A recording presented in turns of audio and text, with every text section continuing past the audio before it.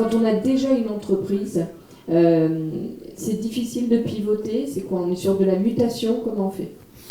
Oui, c'est vrai que souvent on veut financer la croissance. Et moi je ne crois pas que c'est la croissance qu'il faut financer. En fait, il faut financer ce que j'appelle la mutation, la transition ou le progrès.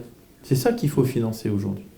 Je pense que ces 10 dernières années, en fait, on n'avait pas peur de mourir, on avait peur de s'ennuyer.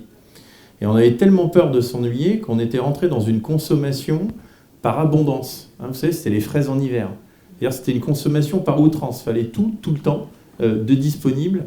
Et on le voit dans les nouveaux modèles qui sont en train de se développer. En réalité, c'est la mutation, la transition ou le progrès qui permet de créer de la valeur ajoutée dans une entreprise.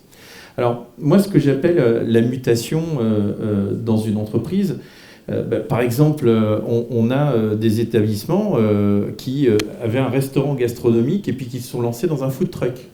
On a un chef en Bretagne, Christophe Le Fur, qui le fait très bien. On a Nicolas Isnard en Bourgogne qui s'est lancé également dans cette activité.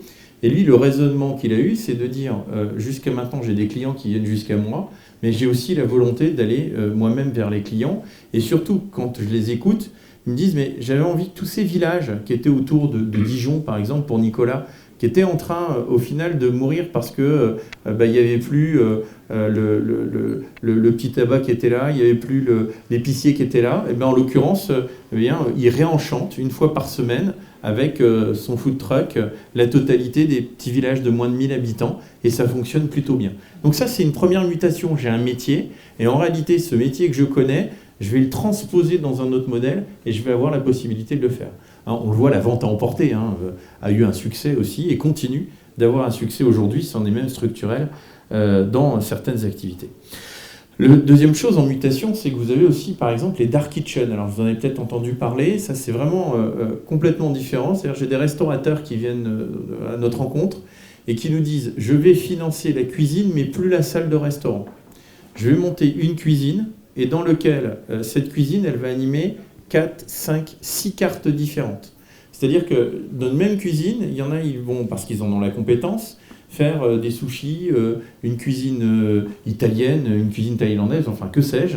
Et ils vont utiliser les interfaces alors que l'on connaît de livraison à domicile comme Deliveroo ou Uber Eats, mais ils vont surtout créer des sites internet qui leur appartiennent pour avoir la possibilité d'animer leur propre activité, mais c'est le même lieu de production qui va réaliser ces prestations.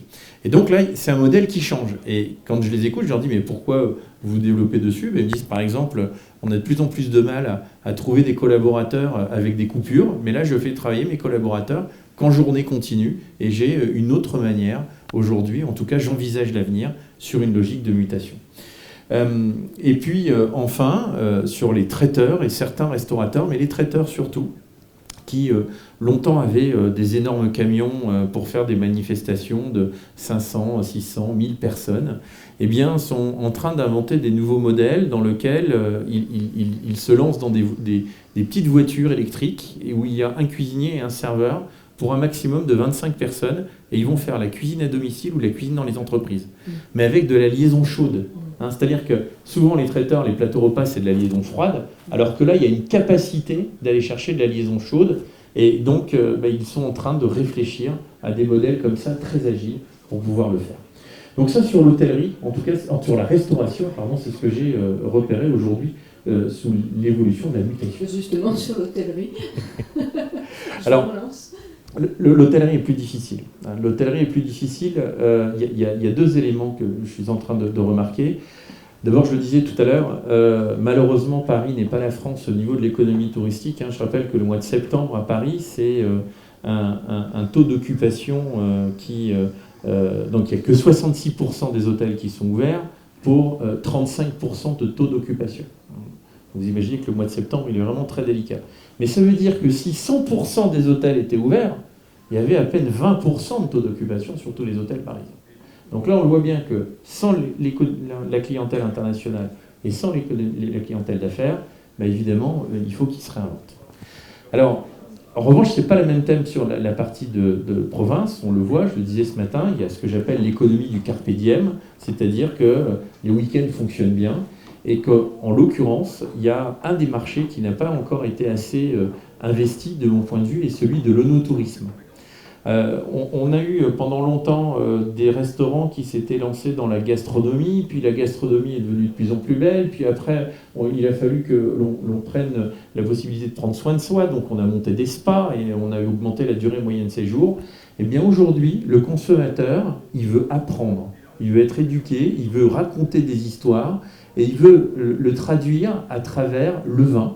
En tout cas, je m'aperçois que les régions qui ont aujourd'hui la chance d'avoir des vignobles, et beaucoup en France, eh bien, ont des alliances à faire avec les vignerons, les cavistes, pour venir animer des week-ends, des journées, pour enchanter le séjour d'un consommateur autour de l'onotourisme.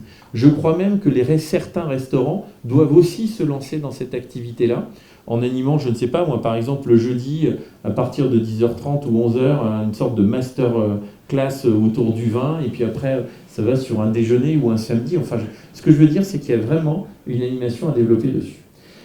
Pour les villes plus compliquées, je le disais tout à l'heure, je vous citais le taux d'occupation de Paris. Ce que je suis en train de remarquer, c'est que je crois que le premier conseil que je donnerais en ce moment aux hôteliers de grandes villes, c'est de retirer les lits dans les chambres. Alors, ça peut vous paraître drôle, mais je crois qu'il y a un marché en ce moment sur le coworking qui est à venir structurer. Alors je m'explique. En ce moment, avec le télétravail, il y a deux phénomènes.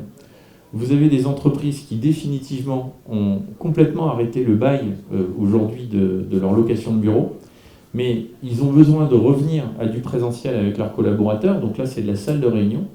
Mais en même temps, ils ont contraint leurs collaborateurs à être en télétravail, et c'est pas facile pour eux de travailler dans une cuisine, dans une salle à manger ou dans le salon.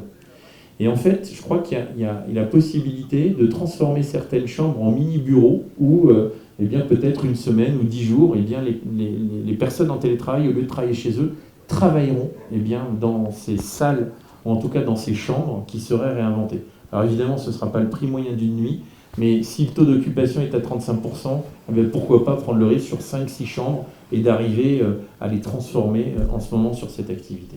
Et enfin, je terminerai sur un dernier exemple, là, qui est dans la logique du progrès, parce que au final, c'est ça qui m'anime. Les exemples que j'essaie de vous donner, c'est financer le progrès, c'est-à-dire les nouvelles attentes des consommateurs.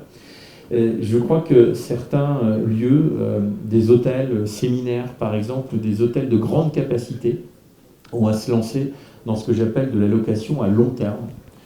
Concrètement, vous avez aujourd'hui une phase de la population qui veut ne plus être seule, ne plus avoir des appartements ou ne plus avoir des maisons, mais veulent se regrouper et bénéficier du service de conciergerie, par exemple, commun. Et en l'occurrence, ces chambres d'hôtel qui ne se louent plus, peut-être faut les imaginer sous un système de location d'appartements à long terme dans lequel des personnes isolées se regrouperaient dans un même modèle pour arriver à recréer des communautés. En fait, on a besoin de tribus. Si vous voulez, quand on est dans un monde dans lequel on est un peu perdu, on a besoin de se retrouver.